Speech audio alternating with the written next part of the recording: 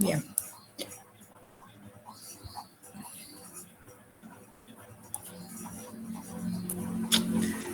Bueno, vamos a la quinta parte del programa, tema 11, fenómenos ondulatorios.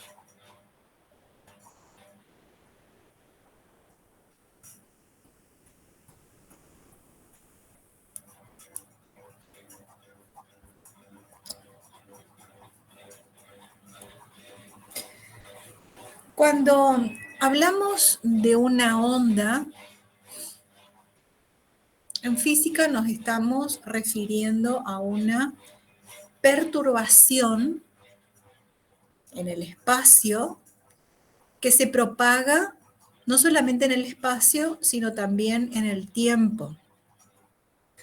Ustedes tienen en pantalla, a ver si puedo mostrar. No puedo mostrar el movimiento, las animaciones, pero a ver no sé si estoy compartiendo. Sí, profe. Solamente, pero no la onda en movimiento.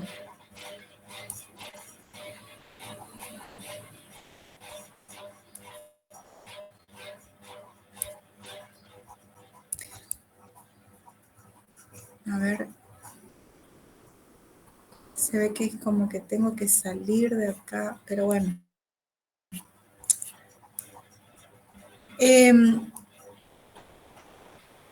Piensen que esta es una molécula de aire que por alguna razón sale de su posición de equilibrio. ¿De qué manera podría ocurrir esto?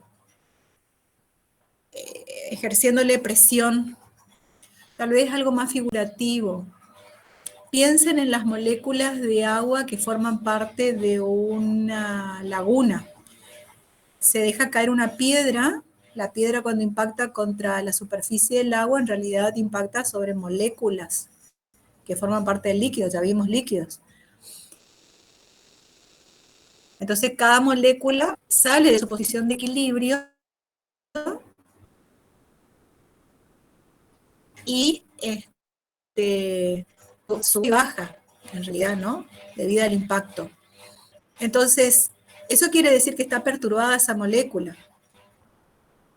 En este caso, el que tienen en pantalla, esta molécula, que puede ser cualquier partícula, se mueve hacia arriba y hacia abajo, y si esto fuera una molécula o una partícula embebida en tinta y se deja pasar debajo de esta partícula una cinta de papel, esto quiere decir que transcurre un tiempo determinado debido al movimiento de la cinta. En ese subir y bajar de la cinta, de la molécula o de la partícula lo que haría es manchar la cinta dejando estas huellas. Bueno, esta onda o perturbación de un medio en el tiempo se clasifica en ondas transversales y longitudinales.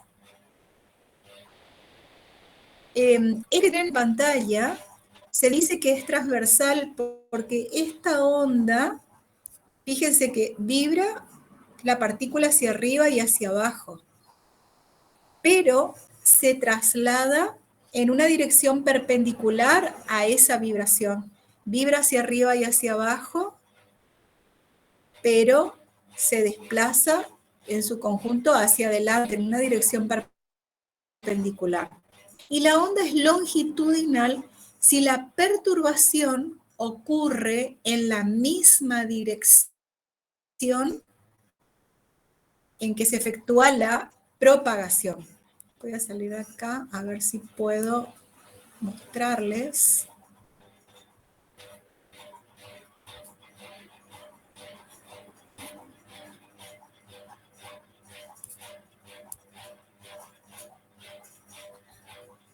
A ver si puedo mostrarles.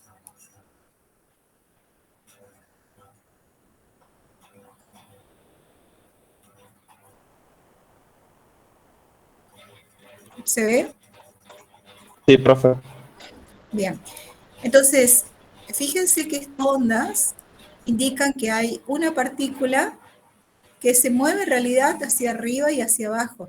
Lo que sucede es que como también hay un cambio de posición en el tiempo, este movimiento me está diciendo que no solamente se mueve en el espacio, sino también en el tiempo. Entonces, la onda es un conjunto, indica que la partícula se mueve hacia arriba y hacia abajo, pero la onda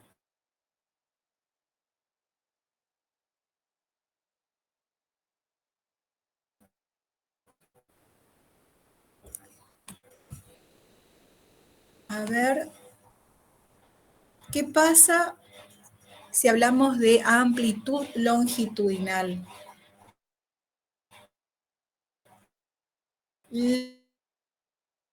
La ola está en la misma dirección haga la onda. Entonces, en ese caso, la onda es longitudinal. Este caso de sorte, por ejemplo, que es de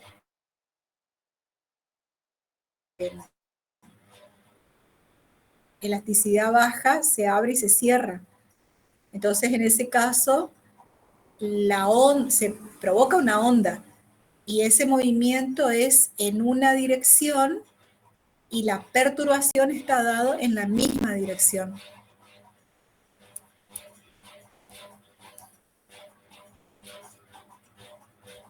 No, acá.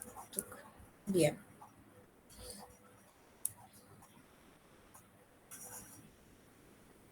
Bien.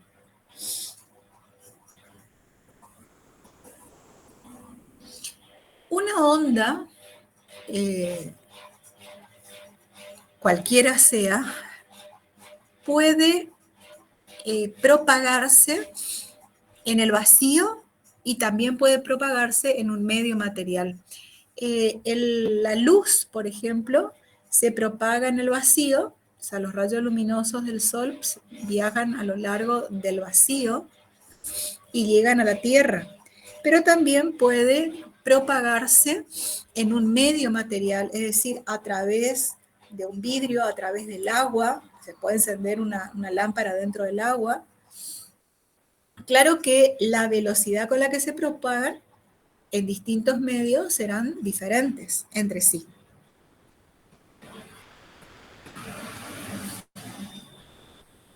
Además, según la naturaleza, las ondas se clasifican en mecánicas y en ondas electromagnéticas.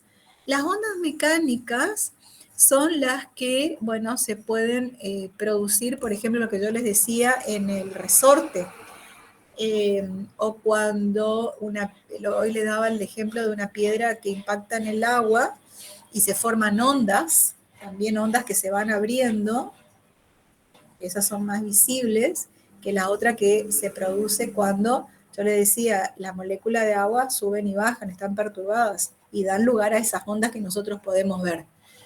Esas son las ondas mecánicas. Y las ondas electromagnéticas son las que transportan energía y no son más que las que producen o provocan la iluminación. La luz es una onda electromagnética. Toda radiación es una onda electromagnética. Los rayos gamma, los rayos X son ondas electromagnéticas.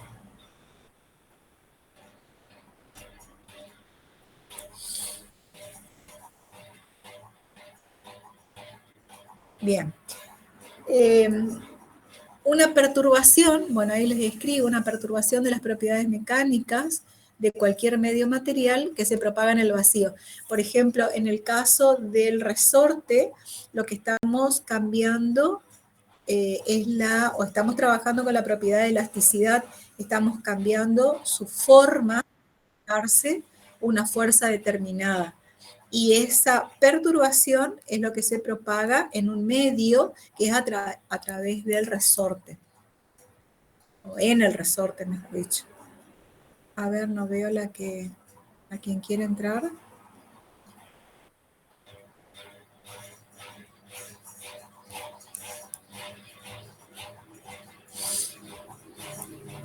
Bien.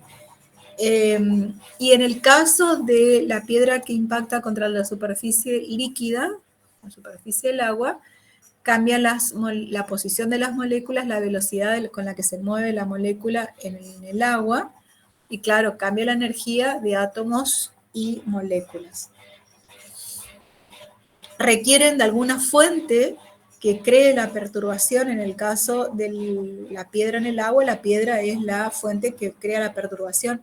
En el caso del resorte, bueno, la fuerza externa estaría dada por los dedos, por ejemplo, que cambian, que comprimen al resorte.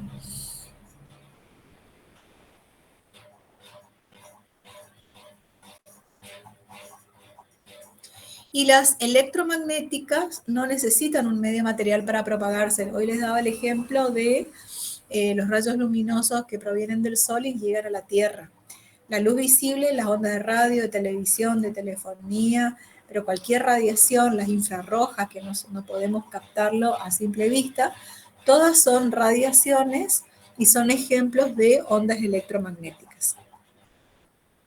Los rayos X, los rayos gamma, hoy también les decía.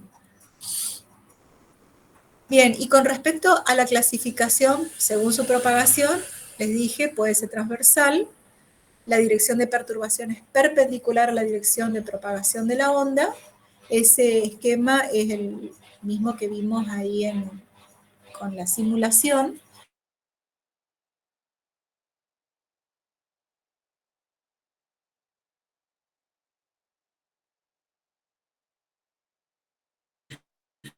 Ese, no recuerdo cómo se llama, ese dispositivo, esas árboles que están unidas entre sí, si se las mueve en una dirección, o sea, se ejerce una fuerza externa, ese dispositivo se comprime y se expande en una dirección, o sea, se perturba en una dirección y se apaga en una dirección.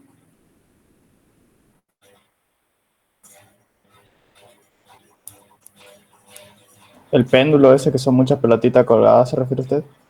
No, no se ve acá en la pantalla estas, que se usa mucho para jugar los chicos sobre todo. Ah, sí, ya sé a lo que se refiere, profe. No sé cómo se llama.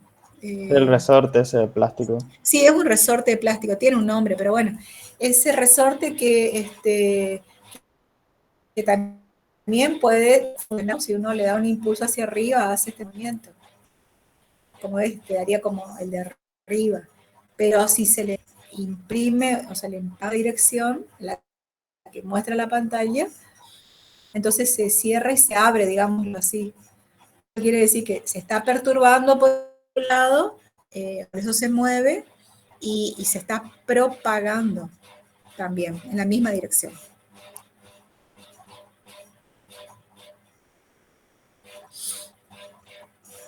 Entonces,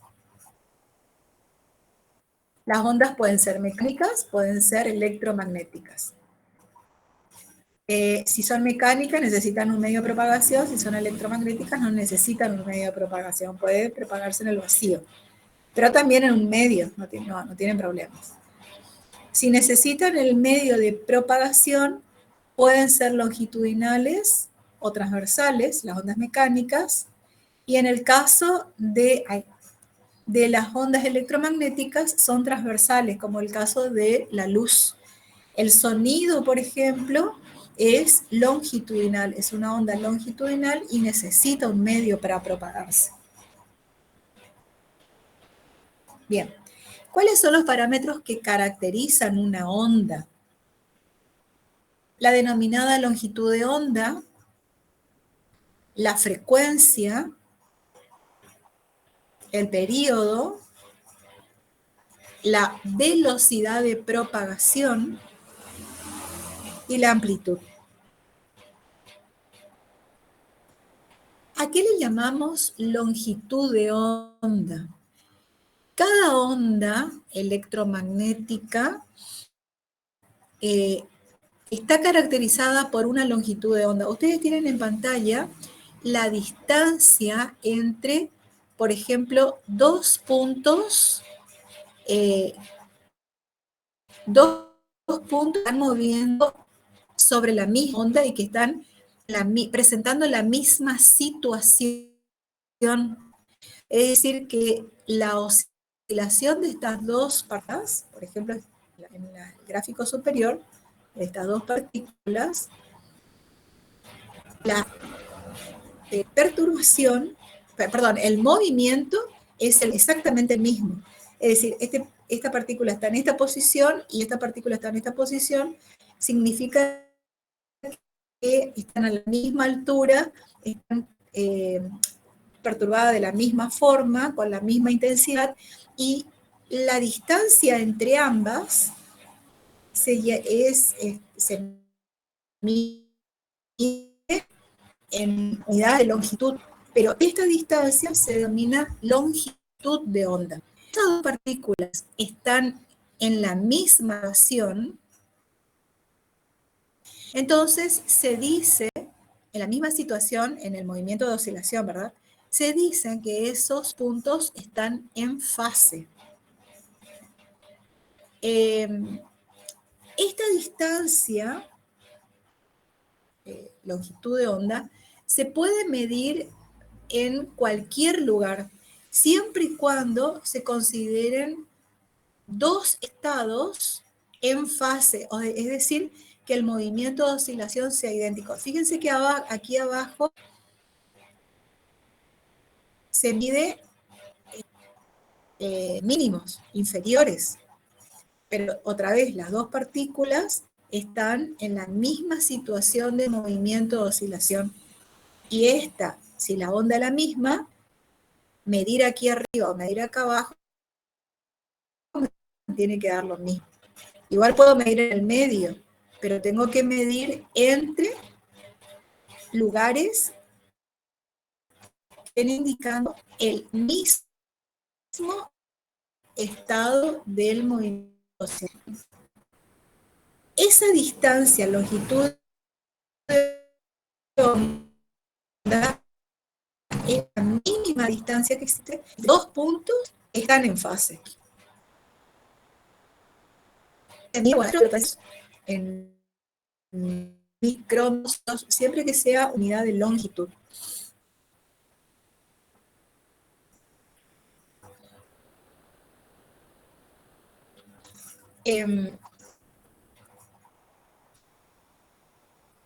Ustedes tuvieron oportunidad de ver en un, bueno, nosotros le llamamos osciloscopio, pero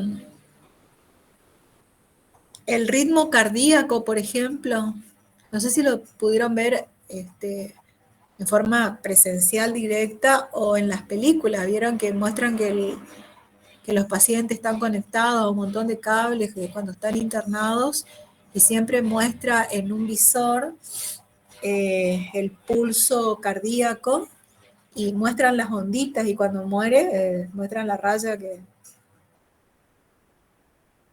que finalizan los pulsos. Bueno, esos pulsos son ondas. Esas ondas tienen un significado y eso es lo que estamos estudiando acá. Solo que aquí me estoy refiriendo a ondas electromagnéticas, no a las ondas formadas por los pulsos o el ritmo cardíaco. ¿Se entiende? Profe. Bueno, ¿qué es la frecuencia? El número de ondas que se producen en la unidad de tiempo, o sea, en un segundo, por ejemplo. Y uno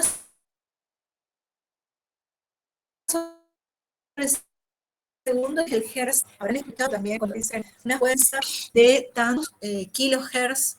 Están hablando de la onda de radio que están utilizando para, no sé, para esa FM.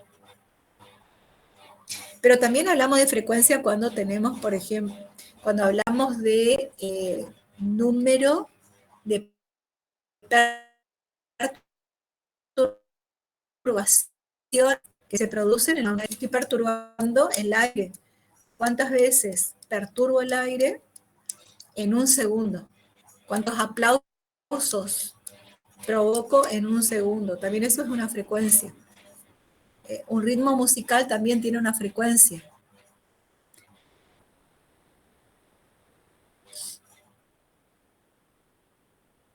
Pero el periodo, el tiempo en el cual se produce una onda completa. Una onda completa es, a ver, vuelvo para atrás. Si yo tomo ¿ustedes ven el cursor que se mueve?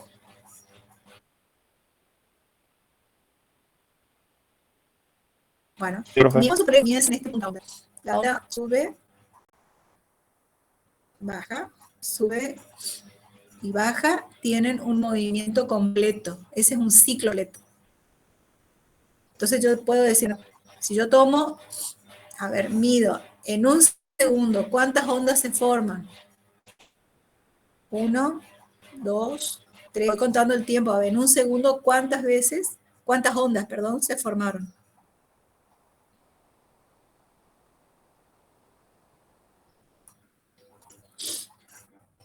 La unidad del tiempo en general se trabaja en segundos y el periodo es inverso de la frecuencia.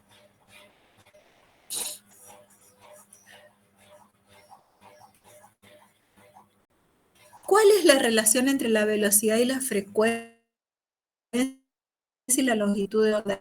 No sé si ustedes recuerdan cuando hablamos de velocidad, la velocidad de un móvil, la velocidad de un auto, la velocidad media de un auto, la rapidez con la que se mueve un auto en realidad, no es más que el cociente entre la distancia recorrida y el tiempo empleado. O sea que hacíamos el cálculo de distancia dividido tiempo. Pero eso es en un cuerpo real que se está moviendo. Acá tenemos una onda electromagnética que se mueve. Entonces la forma de calcular la velocidad con la que se desplaza esta onda es multiplicando la longitud de onda por la frecuencia. Las unidades de velocidad también me van a quedar en metros sobre segundos, porque la longitud de onda se expresa en metros y la frecuencia en 1 sobre segundos. Entonces, al hacer ese producto de longitud de onda por frecuencia, la unidad de la velocidad queda expresado en metros sobre segundos. Y esa velocidad es la velocidad con la cual la onda se propaga en un medio determinado. Si es en el vacío, coincide con la velocidad de la luz en el vacío.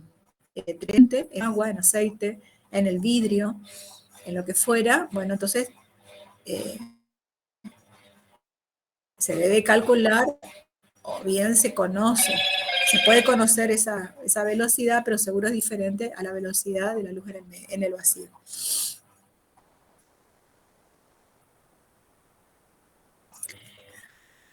Con respecto a la naturaleza de la luz, bueno, la naturaleza dual de la luz significa que podemos considerar, mejor dicho, en un principio se considera a la luz como formada por corpúsculos, de acuerdo con la teoría, y eso de acuerdo con la teoría de Newton. Newton decía que, bueno, todo sistema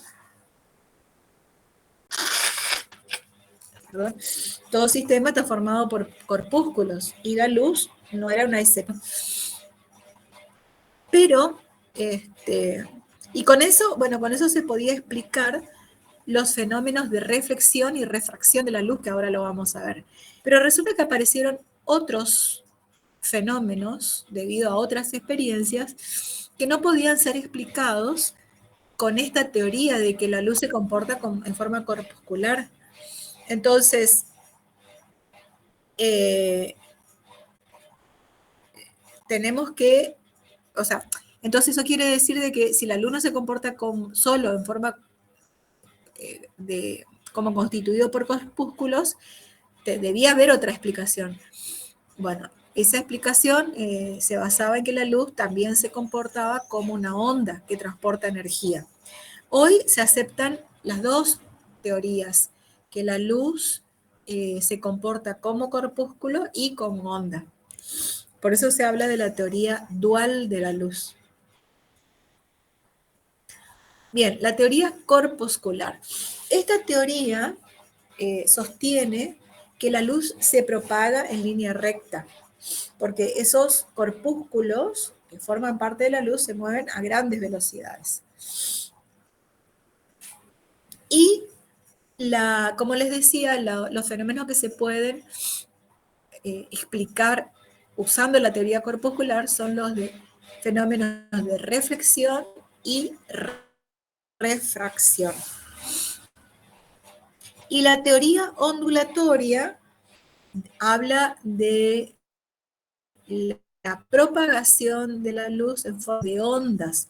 Ahí ustedes tienen ondas electromagnéticas que se mueven en una dirección y en lugar de trabajar con las ondas en una dirección, se hace uso de los denominados rayos luminosos, que son esas flechas rojas que están allí, que indica que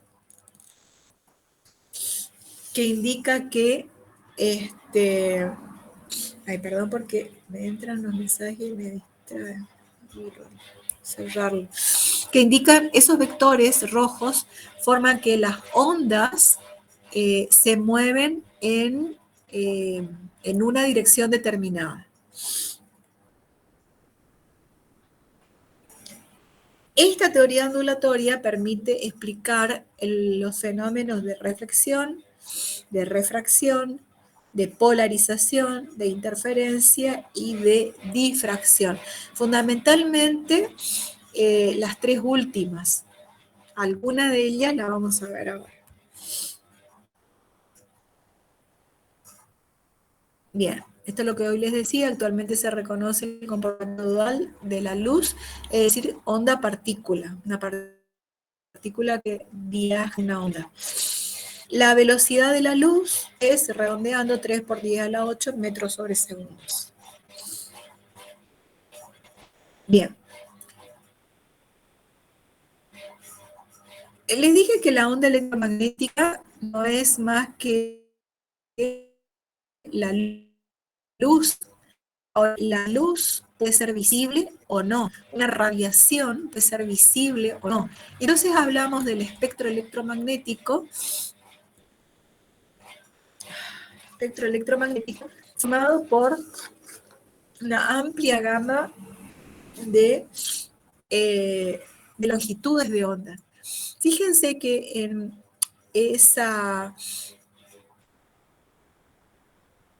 este rango de una pantalla, la luz visible ocupa un lugar muy pequeñito. Fíjense que ustedes tienen acá rayos gamma, rayos X, rayos ultravioletas, infrarrojos, radar, FM, TV, AM, onda corta, etc. Todas estas son ondas electromagnéticas. De todas estas ondas, nosotros solo podemos percibir esta parte, la que se encuentra entre 4.000 y 7.000 Armstrong. Es decir, entre 4 por 10 a la menos 4 y 7 por 10 a la menos 4 metros. Cuando hablamos de espectro visible, estamos también diciendo de que hay una gama de colores que el ojo humano puede percibir. Cada color tiene asignado o está caracterizado por una longitud de onda determinada. La que resulta más sensible al ojo humano es el amarillo y de longitud de onda 5.555 Armstrong, no cualquier amarillo, sino la de 5.555 Armstrong.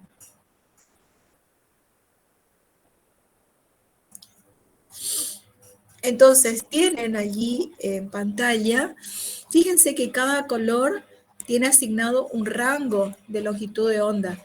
Es decir, que entre 6.200 y 7.500 Armstrong hay una gama amplia de rojo, de variedades de rojo. ¿Por qué? Porque cada uno tiene una longitud de onda diferente. Lo mismo para el naranja, el amarillo, el verde, el azul, el violeta, que son los colores que el ojo humano puede percibir. Las otras longitudes de ondas no la percibe.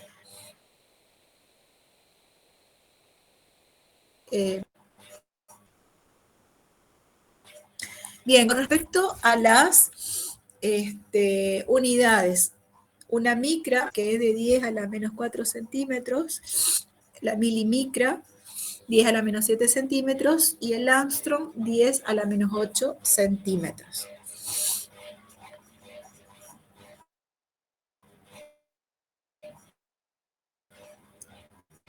Bien, cada medio donde se propaga la luz, donde puede propagarse la luz, está caracterizado por un índice de refracción. El índice de refracción en el medio estudio. Por ejemplo, si hablamos de agua, la velocidad de la luz en el agua tiene un valor determinado. Por lo tanto, si se hace el cociente, el 3 por 10 a la octava metro por segundo dividido, bueno, la velocidad de la luz en el agua, si hace el cociente, obtenemos el índice de refracción del agua. Así, cada elemento tiene un índice de refracción que lo caracteriza. Uno es para caracterizar al vacío.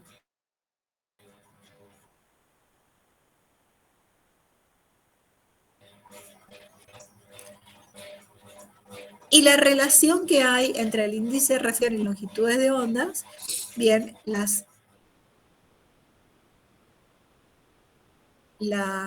cuando se propaga en el vacío. Y sin el cerito es la longitud de onda cuando ésta se propaga en un medio diferente. Ustedes acá podrán ver que la longitud de onda cambia según el medio donde esta se esté propagando. En cambio, no importa en cuál medio se propague la onda, la frecuencia permanece constante.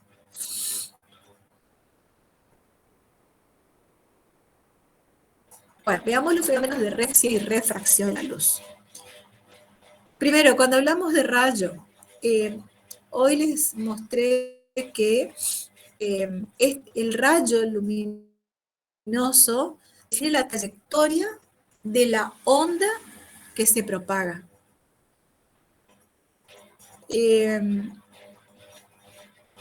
Ahí en pantalla tienen, por ejemplo, dos frentes de ondas. Uno esférico, y entonces los rayos son radiales. Está diciendo que se propaga en todas las direcciones. Y el otro tienen segmentos paralelos entre sí, o sea, el frente de onda es plano y se propaga hacia la derecha. Los rayos horizontales hacia la derecha, está diciendo que esa onda luminosa se está moviendo hacia la derecha. Leyes de la óptica geométrica. Bueno, primero, en un medio homogéneo e isótropo, la trayectoria de la luz es rectilínea.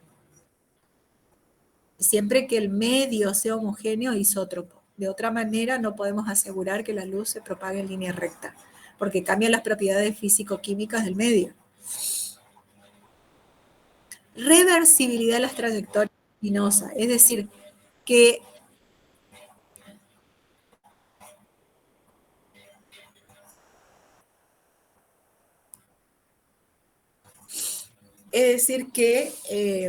si la luz proviene de una fuente ubicada a nuestra izquierda y atraviesa una superficie transparente,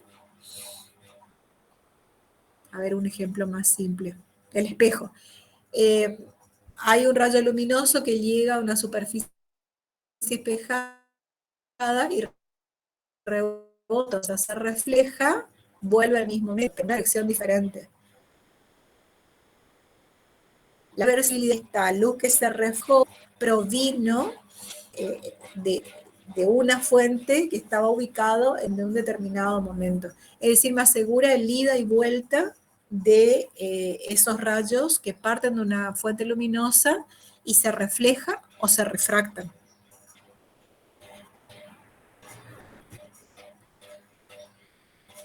La trayectoria de un rayo luminoso de un punto a otro es la correspondiente al tiempo mínimo. Bueno, ustedes no van a aplicar mucho el principio de Fermat, pero les escribo ahí. Y las leyes de la reflexión son aceptadas para la óptica geométrica, como la de refracción. Bien.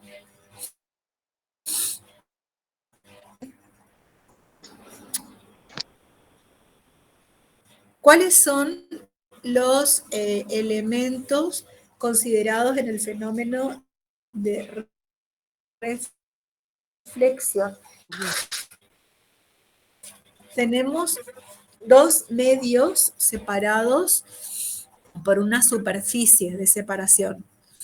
El medio 1 caracterizado por el índice de refracción N1 y el 2 caracterizado por N2. Entonces hay una recta perpendicular a la superficie de separación. Un rayo incidente llega a la superficie de separación de los dos medios. Entonces hay un rayo que vuela, pero puede ocurrir que el rayo, al incidir sobre la superficie de separación, atraviese al otro medio. Si atraviesa el otro medio, esto es un fenómeno de refracción. Fíjense que hay una desviación del rayo refractado o transmitido respecto de la dirección original.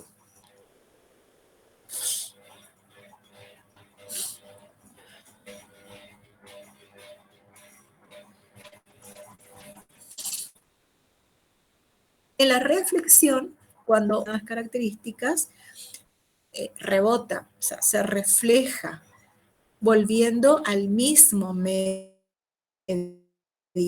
desde el cual partió. ¿Cuáles son las leyes de la reflexión?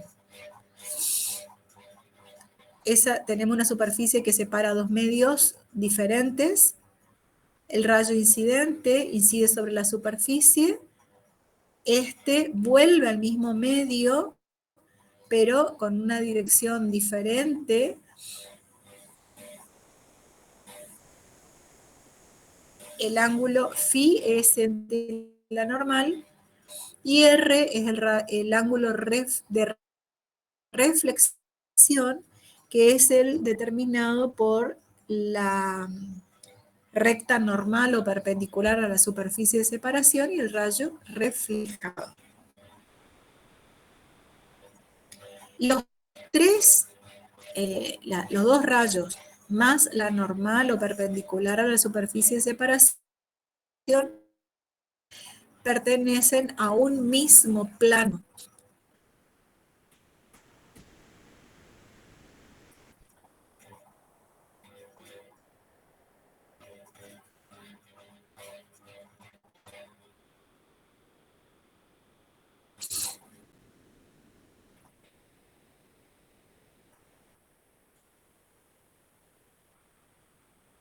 Bien.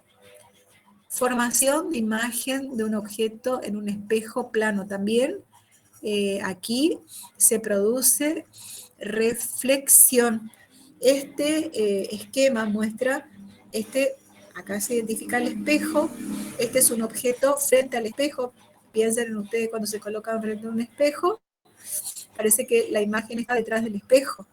Es decir, que hay un rayo luminoso que incide sobre el espejo, regresa sobre sí mismo. La prolongación de ese rayo es lo que tienen como ciclo luminoso, impacta contra el espejo y ese rayo se refleja, la prolongación del rayo reflejado incide o intercepta al rayo anterior. Estamos marcando dos rayos nada más para que sea más fácil de identificar, y este segmento con líneas de punto es la imagen obtenida. La distancia entre el objeto, del objeto al espejo y la imagen al espejo es la misma. Es lo que ustedes perciben cuando se para frente a un espejo plano, que la imagen está formada detrás del espejo, y que la distancia que hay entre ustedes y el espejo es la misma que hay entre el espejo y la imagen de ustedes.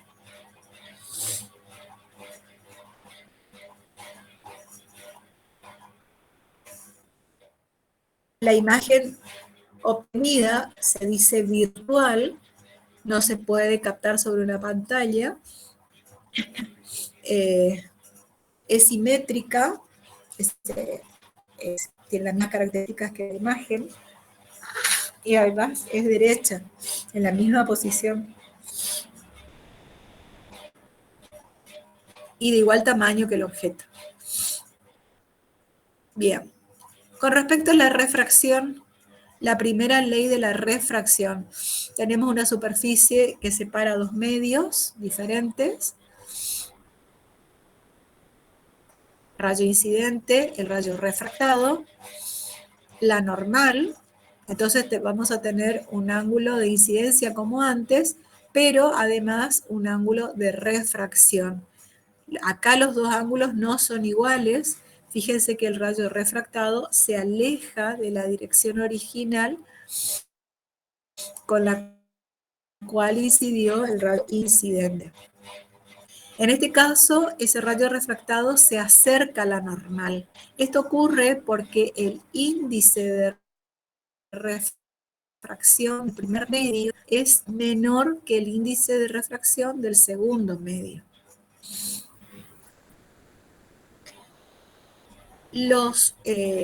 Tanto los rayos incidente y refractado como la recta normal pertenecen a un mismo plano.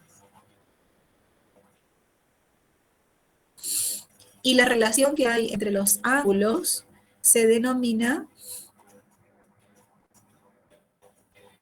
a ver, volví acá a hacerle el esquema, ley de Snell.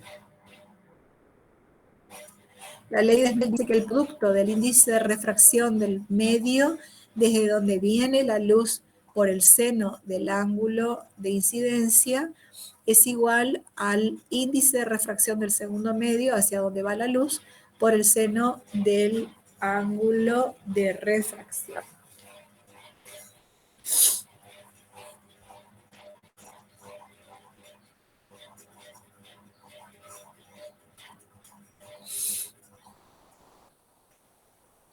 ¿Alguna pregunta hasta aquí?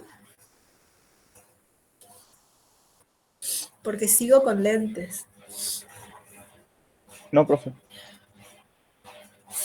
Bueno, vamos a trabajar con las lentes. Es un sistema transparente que está formado por dos curvas, que puede ser una plana y una curva o dos curvas.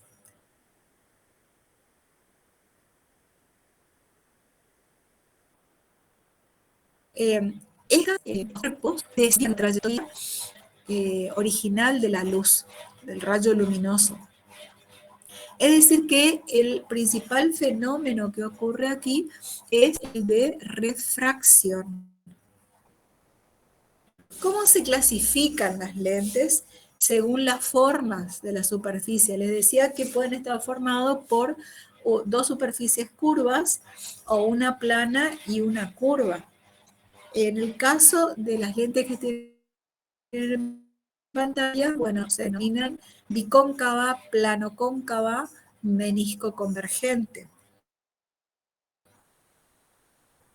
En este otro tipo de lentes, las primeras se llaman convergentes y la segunda se llaman divergentes.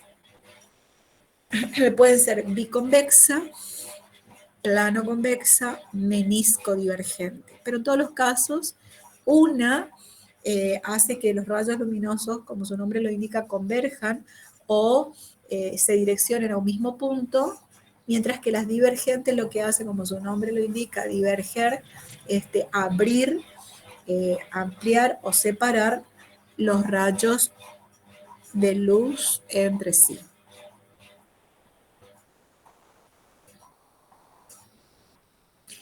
Según el número de superficies, una lente puede ser sencilla o puede ser compuesta. La sencilla es la que está formada por un solo elemento, es decir, una sola lente. Por ejemplo, la lupa.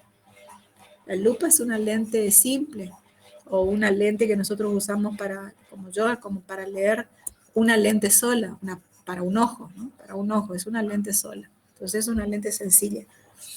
Y las compuestas ya tienen dos o más superficies refringentes. Por ejemplo, en el caso del microscopio, tienen más de una lente. Actúan en conjunto para formar una imagen. Según el espesor, tenemos las lentes delgadas y las lentes gruesas. Lentes delgadas, el espesor entre las dos superficies es despreciable frente a longitud del diámetro de la lente. En cambio, las gruesas, ese espesor ya lo podemos considerar despreciable.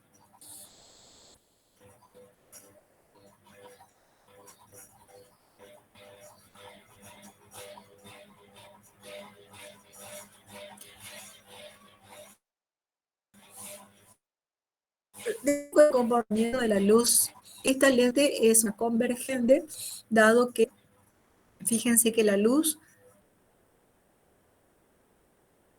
identifica reflex luminosos, los rayos paralelos entre sí, inciden sobre la lente y tras atravesarla los rayos se juntan, se unen en un punto, en el punto F. Este efecto, que es un fenómeno, sirve para definir uno de los elementos de un convergente, el foco. Llamado foco de una lente convergente. El foco imagen de la lente convergente. El foco imagen es un lugar sobre el eje principal o bien eje óptico del elemento, de la lente, donde se forma la imagen de un elemento que se encuentra en el infinito. En el infinito quiere decir muy alejado de la lente.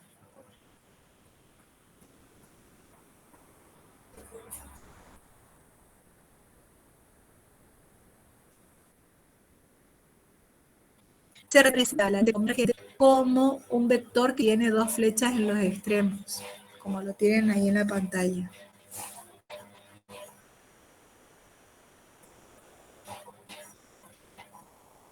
En el caso de una lente divergente, fíjense, el primer vector amarillo es el objeto que se coloca delante de una lente. Fíjense que los rayos que emite este objeto, tras incidir sobre la lente divergente, los rayos luminosos, fíjense cómo divergen, se alejan entre sí. Si las prolongaciones estudiamos, estas prolongaciones me dicen que la imagen formada por esta lente divergente está acá. Ahora lo vamos a hacer paso a paso.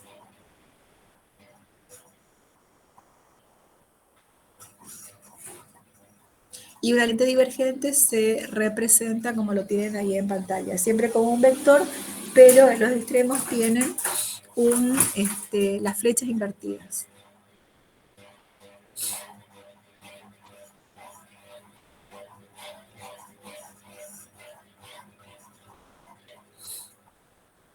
Bien. ¿Cuáles son los elementos de las lentes? Radios de curvatura, centros de curvatura, eje principal, vértices de las superficies. El radio de curvatura,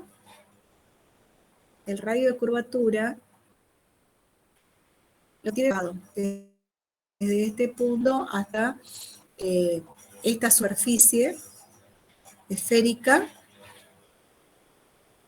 y acá tienen desde este punto hasta la otra superficie esférica que forma parte de esta lente. Sucede que cada superficie en realidad, cada superficie de una lente se llama casquete esférico. Forma parte de un casquete esférico de una esfera transparente. O sea, se tiene una esfera transparente, una partecita de esa esfera es el casquete, y eso forma parte, de eso se hace la lente. Entonces, por eso se habla de radiocurvatura. Y el radio no es más que el radio de esa superficie esférica. Y el centro de curvatura es dentro de esa superficie esférica. El eje principal es esta recta que pasa por el centro de la lente. Vértices de la superficie coincide en el centro de la superficie, o sea, de las dos caras que forman parte de esta lente. El vértice coincide en el centro de la lente.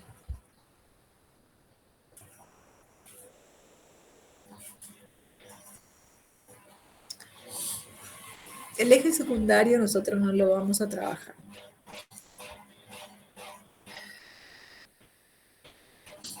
Bien.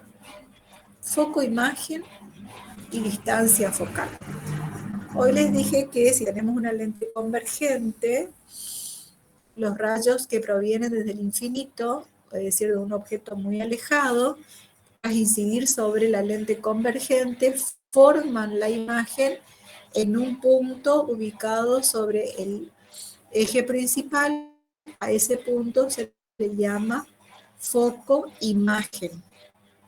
Y la que hay entre el vértice y este punto que es el foco se denomina distancia focal. Si la lente es divergente, los rayos también en forma paralela al eje óptico y paralelos entre sí, cuando llegan a la lente divergente, los rayos se alejan. La prolongación se interceptan en este punto. Es decir, que allí se forma la imagen de ese objeto ubicado en el infinito. A este punto se le llama foco, imagen, y a la distancia entre este punto y el vértice se le llama distancia focal. En ambos casos, la definición es la misma, solo que en la lente convergente el foco imagen está a la derecha, la lente si la luz proviene desde la izquierda, y en el caso de la lente divergente, el foco imagen está a la izquierda. Por eso se dice que la lente convergente es una lente positiva, porque la distancia focal me va a dar positiva, y en la lente divergente es una lente negativa, porque la distancia focal me va a dar negativa.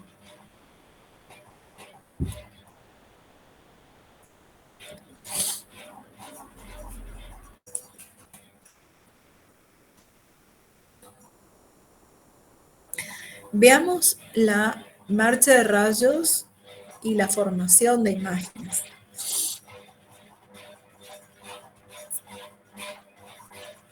Aquí tienen una lente convergente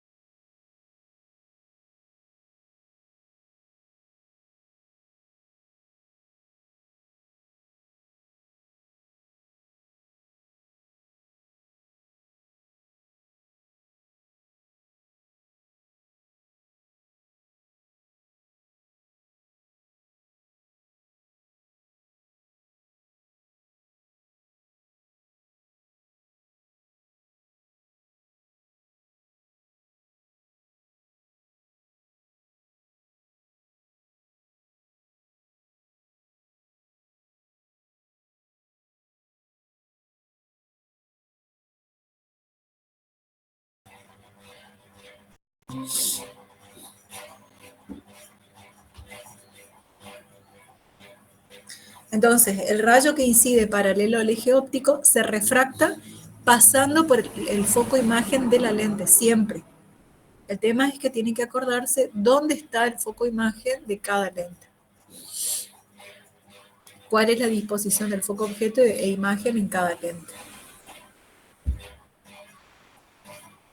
El rayo que pasa por el eje óptico no se desvía. No importa si la lente es convergente o divergente.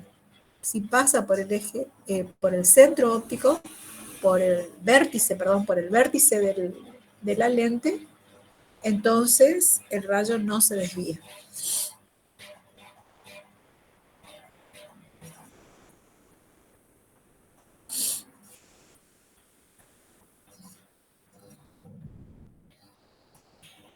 Y el tercer rayo principal, el rayo que pasa por el foco objeto de la lente, incide sobre la lente, se refracta paralelo al eje óptico. El rayo que pasa por el foco objeto incide sobre la lente convergente, se refracta paralelo al eje óptico.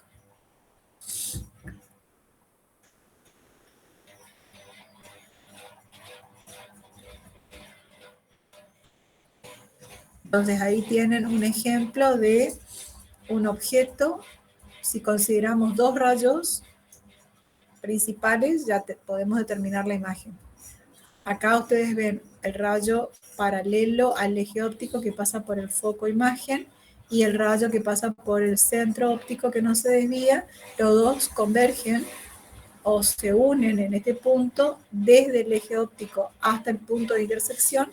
Tienen la imagen obtenida de un objeto ubicado, seguramente conocerán la distancia que existe hasta la lente, imagen determinado por esa lente convergente.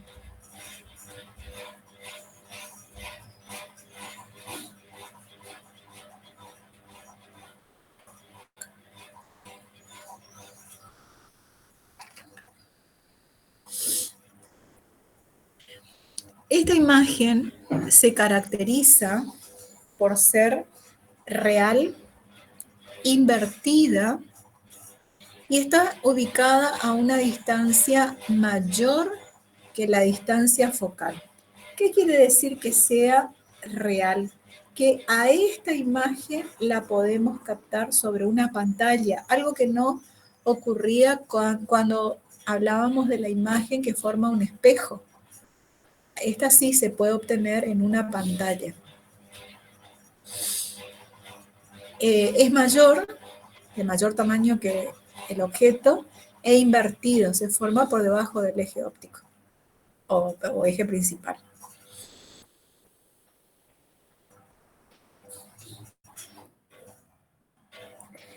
Si el objeto está ubicado justo en el foco objeto, la imagen se forma en el infinito. Fíjense que se trazan los dos de los tres rayos principales. Uno que incide paralelo a la lente, paralelo al eje óptico, pasa por el foco imagen.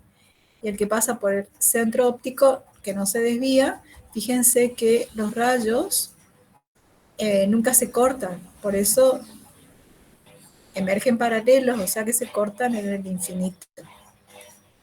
Entonces, esto también nos permite definir al foco imagen. Foco imagen es un lugar sobre el eje óptico donde se forma la imagen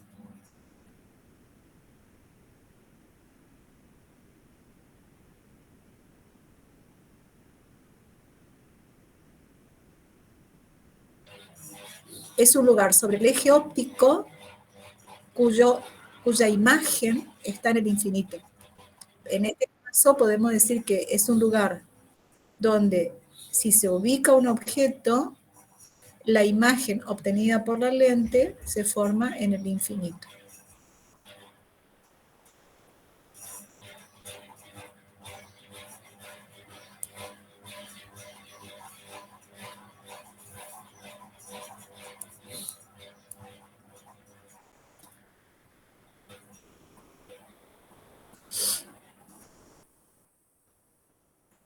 Sin embargo, si al objeto se lo coloca entre el foco, objeto y la lente, es el único caso para el cual esta lente forma una imagen virtual. Fíjense cómo se hace la traza de rayos. El rayo que incide paralelo al eje óptico llega a la lente, se refracta pasando por el foco, imagen. El otro rayo que pasa por el centro óptico no se desvía.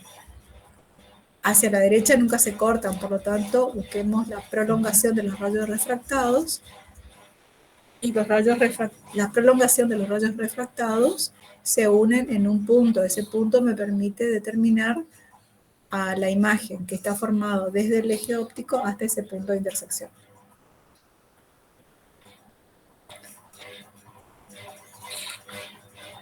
Es el único caso para el cual esta lente convergente forma una imagen virtual. Esta imagen es virtual, de mayor tamaño y derecho. Es virtual porque no lo podemos obtener en una pantalla. Acuérdense siempre del caso del espejo. Cuando se miran al espejo, la imagen que ustedes observan es virtual. Si ustedes tratan de captar esa imagen en una pantalla, no la van a poder hacer.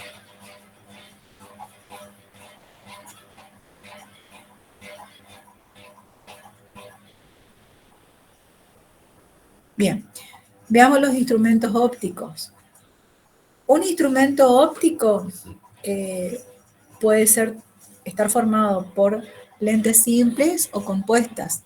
En el caso de una lente única que corrija, por ejemplo, algún desvío del ojo, del cristalino del ojo, ese es un instrumento óptico formado por una lente simple. Pero el mismo ojo actúa como un instrumento óptico. El ojo tiene una lente natural que es el cristalino, ahora lo vamos a ver con mayor detalle. Y esa lente lo que hace es tratar de formar la imagen de cualquier objeto en la retina del ojo para poder percibirlo. Entonces ustedes en pantalla, por ejemplo, tienen una lente convergente que es parte del ojo. Un objeto cualquiera que emite un rayo luminoso o hay rayos luminosos que pasan a través de los límites de este objeto, suponiendo que esto es una vela o una linterna. Los rayos luminosos, fíjense que atraviesan esta lente natural del ojo, se refractan adentro y forman la imagen en la retina.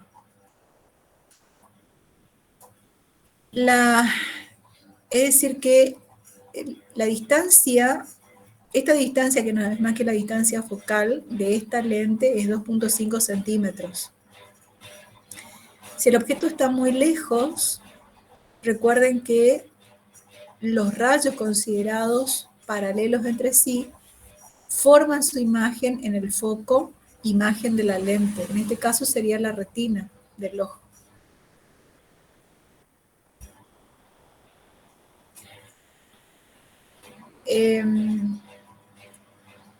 Si acá hablamos, cuando nos referimos a esta lente natural, la imagen, el tamaño aparente en realidad de los objetos debido a la imagen formada por la retina, se relacionan con el ángulo subtendido entre los rayos que provienen del objeto y el que determina la imagen en la retina. Este ángulo que está acá es un ángulo muy pequeño, por lo tanto la tangente de este ángulo es prácticamente el valor del ángulo, y este ángulo, que no es más que este que está acá, lo podemos calcular como cateto opuesto, que es el I',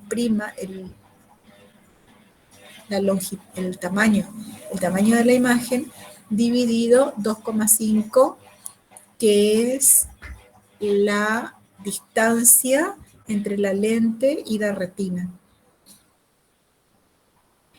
Y este ángulo θ también lo podemos calcular, es igual a la tangente de la longitud o la altura del objeto dividido la distancia que hay entre el objeto y la lente, es decir, el ojo.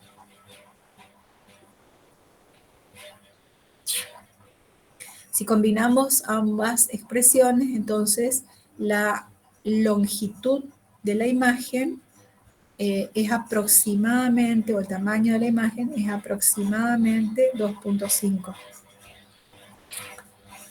Es decir, si hacemos esa cuenta de I sobre, o sea, la longitud del objeto sobre la distancia que hay entre el objeto y el ojo, por este 2,5 nos da un valor de aproximadamente 2,5, porque esta distancia se va compensando la longitud del objeto y la distancia que existe entre el objeto y el ojo.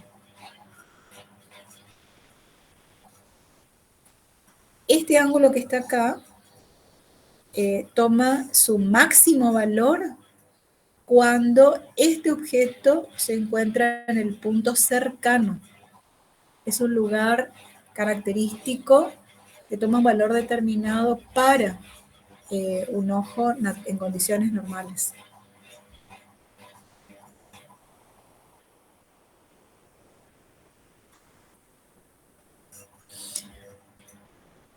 El aumento angular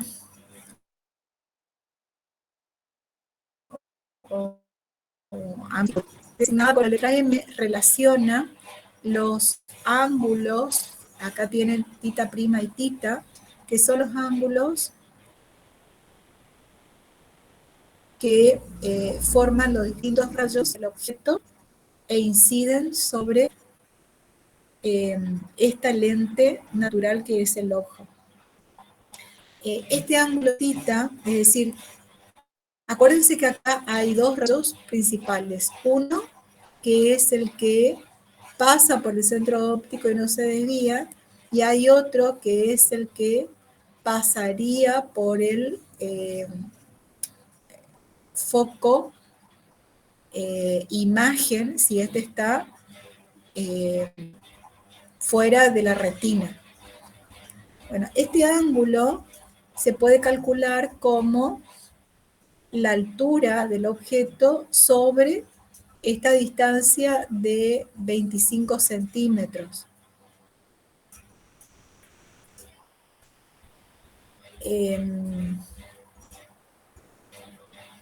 Este 25 centímetros es la distancia normal para la cual el ojo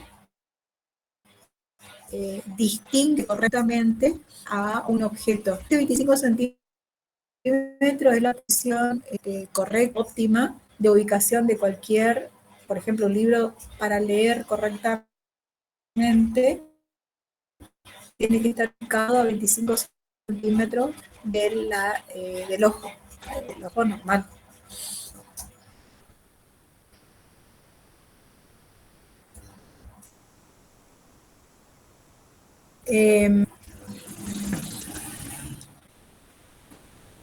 Acá me adelanté porque les puse ya, si el ojo no es normal, una lente convergente. Es decir, fíjese que en este caso, en el primer esquema, fíjese que el rayo luminoso, este rayo luminoso, atraviesa el eje óptico antes de la retina, para que para un ojo que no es normal,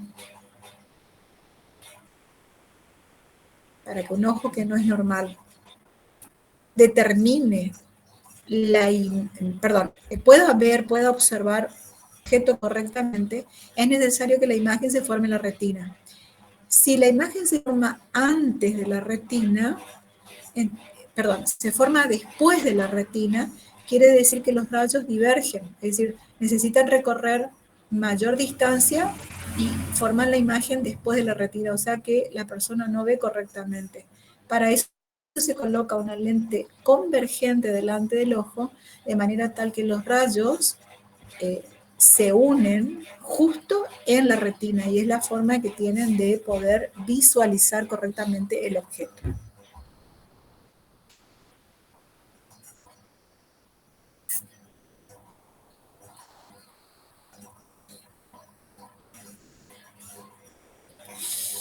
El microscopio.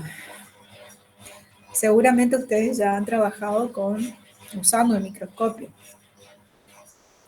Bueno, veamos desde el punto de vista de la física cómo se obtiene la imagen final. El objeto del uso de un microscopio es poder obtener una imagen real y aumentada en tamaño para que el ojo humano pueda percibir al objeto de estudio. El ocular, este microscopio tiene dos lentes delgadas que son convergentes, ubicadas en lugares estratégicos. Tanto el objetivo como el ocular son lentes convergentes. El objetivo tiene menor distancia focal que el ocular. El ocular funciona como una lupa y el tubo tiene una determinada longitud que va entre el foco imagen del objetivo y el foco objeto del ocular. Bueno, sucede que el objeto a estudiar se coloca muy cerca del foco objeto del objetivo. Cuando consideramos los rayos emitidos por el objeto, fíjense que hay un rayo paralelo al eje óptico que pasa por el foco imagen del objetivo. Y el otro rayo es el rayo que pasa por el centro óptico que no se desvía. Ambos rayos se encuentran en este punto.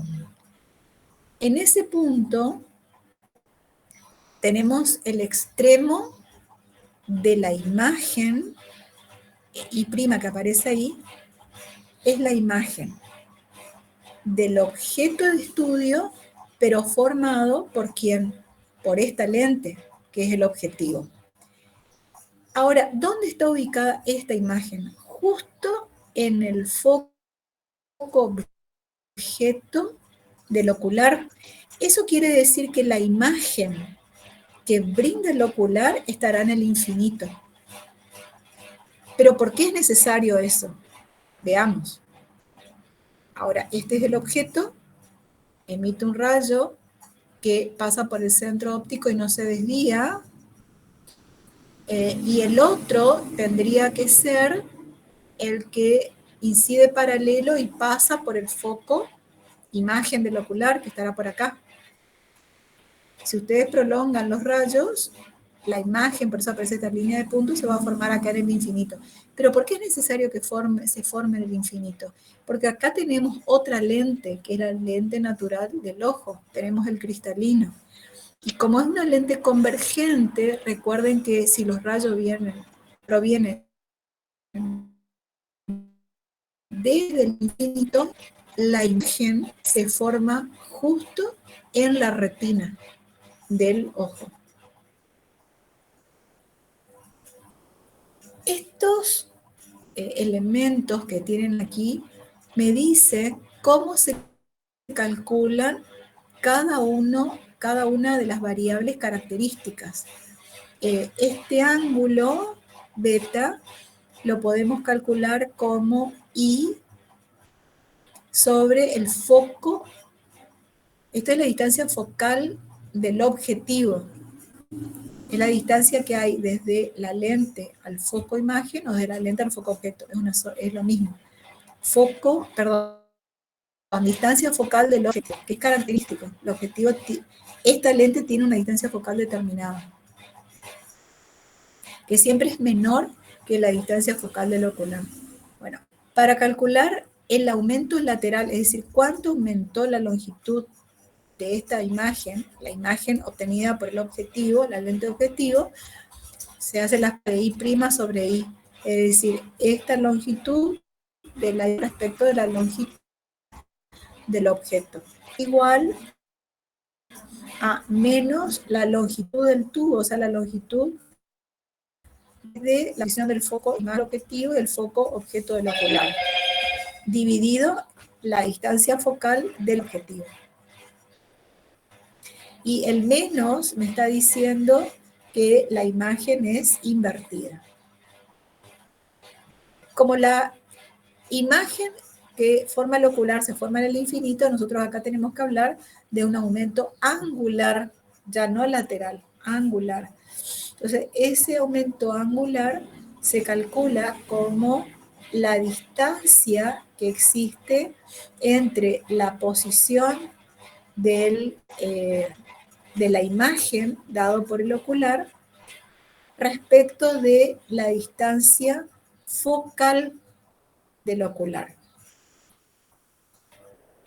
Entonces, el poder amplificador del microscopio es el producto de los dos aumentos, aumento lateral y el angular. Eso también caracteriza al microscopio.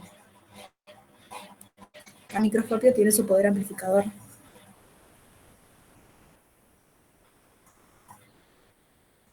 Bien. Bueno, acá tenemos al ojo más en detalle. Acá esta lente natural es el cristalino y esta es la lente natural del ojo. Cuando los rayos luminosos atraviesan esta lente natural, bueno, esta es la que finalmente termina fijando en la retina la imagen debido a esta lente de un objeto cualquiera.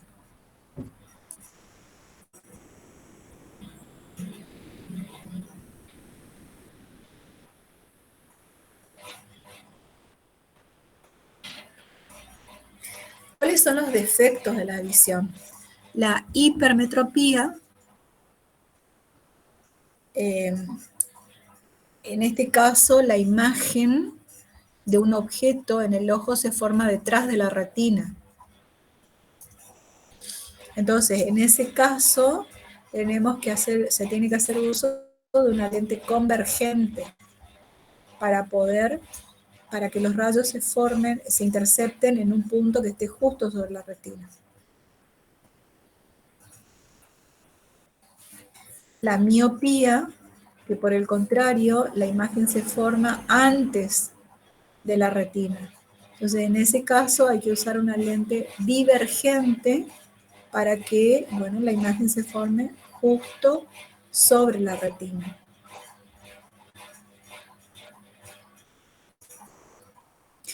Respecto a las aberraciones, solamente les voy a mostrar algunas, o una que es la más frecuente y la más importante. Bueno, primero que la aberración se deben a las desviaciones de los rayos luminosos que no forman una única imagen ideal. Hay muchos tipos de aberraciones. Las llamadas geométricas y cromáticas son dos grandes divisiones. Y entre las geométricas tenemos, bueno, la esfericidad, la coma, astigmatismo, curvatura de campo, distorsión, tipo córneo, tipo barril. Y entre las cromáticas tenemos las longitudinales o axiales y las transversales o laterales.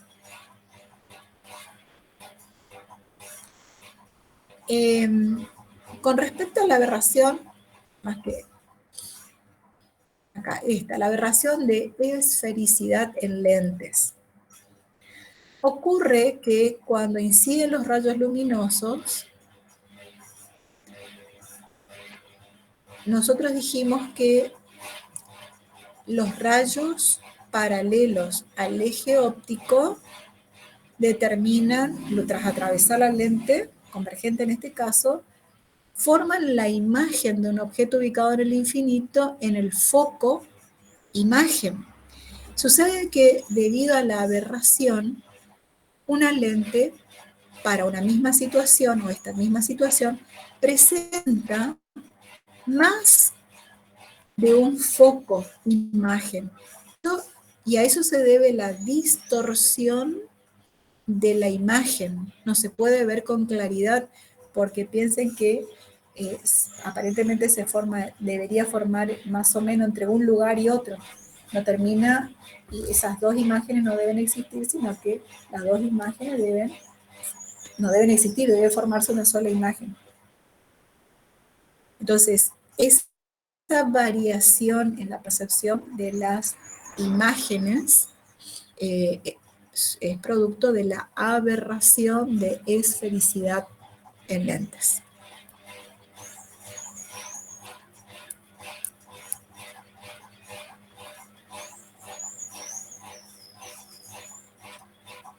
Bueno.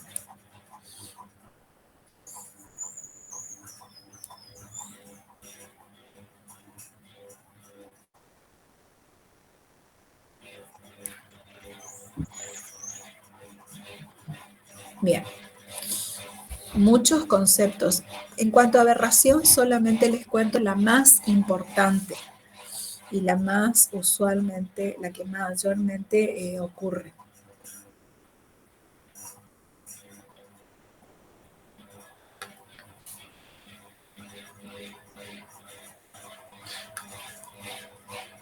Bueno, muchos conceptos para estudiar. Muchos. Este tema de óptica pueden estudiarlo, pueden encontrarlo en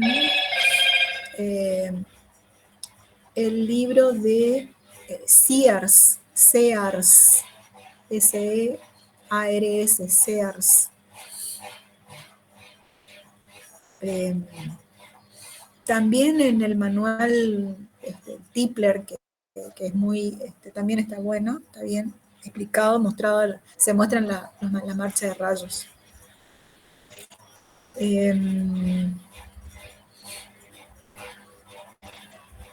Bueno,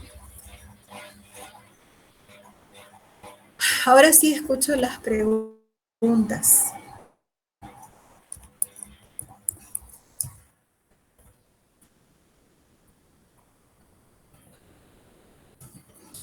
Ninguna, profe.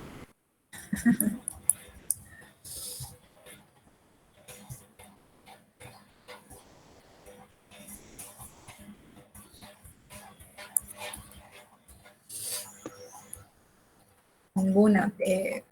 Bueno, mucha en realidad, porque tiene, en verdad tiene muchos conceptos nuevos.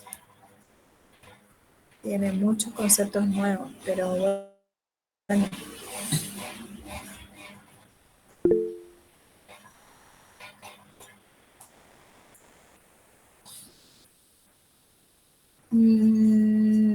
No sé a qué hora será el práctico. Pregúntenle a la